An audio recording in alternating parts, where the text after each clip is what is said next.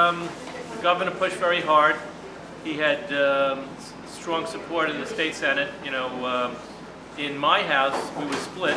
It was probably about 40% of the Democrats supported it, but 60% did not. In our Democratic conference, I was one of the strong supporters. I was a co-sponsor of the bill. The main sponsor was Assemblyman Mike Cusick from Staten Island, who was not Jewish, but he was very active in the Catholic community. And had there not been all the turmoil with the leadership change, it might have been easier. Paul Hasty, who was the new Assembly Speaker, who was actually a co-sponsor of the bill, ironically, he personally supported it. But the problem was that because he was new as a leader, and he made it kind of important that he didn't want to support something as a conference unless he had a majority of the conference, and we only had about 40% of the Democrats in the Assembly. We have 106 Democrats. We had about 40% of us was supporting it, so he didn't want to push it. As a result, it kind of didn't make it into the final cut. But there was a compromise to help yeshivas and private and parochial schools, which would basically to have additional money support for constitutionally mandated services that have to be supplied by state mandate, such as milk money, book money, transportation money, stuff that has survived the constitutional test of separation of church and state. The state now provides mandated service money, and the idea here was that it would increase what they get now by $250 million over 2 years, so it would be $125 million per year for 2 years. But the idea would be, I think, that it's going to probably get renewed following, or if we don't get the EITC. But I think Cardinal Dolan, who was very active pushing for the EITC, and the governor are committed to trying to bring it back again in January and fight hard. And would it be the same bill, or well, there may be some changes. There were already changes in the original bill. I was a part of the whole thing, but there were changes already, some of it to make it more palatable to public schools. I think the key, because most of the opposition in our house, when I say 60% of us were against it, I think a lot of that opposition was because the teachers union, UFT, was so strongly against it, and a lot of our members are strongly supported by the teachers union.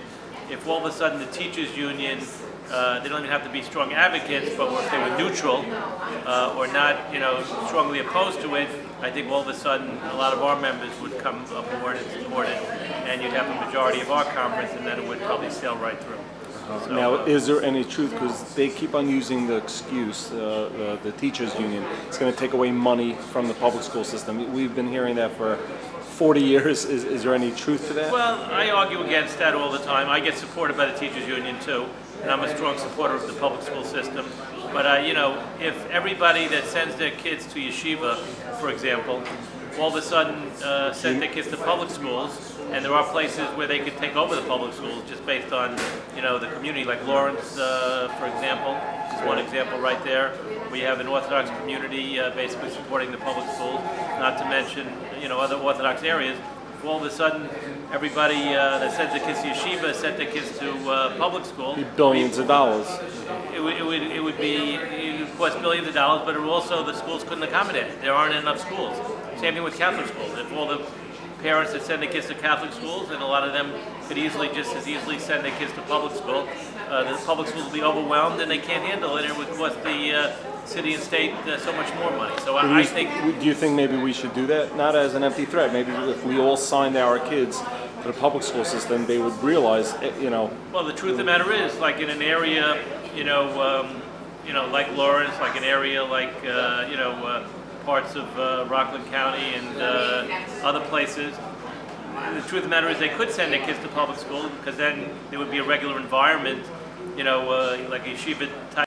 His house would, yeshiva parents don't want to send their kids to public school because they don't want to have the kids associate with kids that aren't kosher, aren't Shomer Shabbos, the whole issue of socialization. But if all the kids were Orthodox, you wouldn't have that issue, and that would obviously change the situation. I can't tell you how many parents in my neighborhood with young kids, young Orthodox parent, moved to Israel. Not a bad thing to do, but moved to Israel because they couldn't afford yeshiva tuition, and they send their kids to public school in Israel, Dati schools, where they don't have to pay tuition. And they find it easier to live in Israel and bring up kids. If you have a lot of kids going to yeshiva, it's a lot cheaper to live in Israel than to live here because they can't afford the tuition.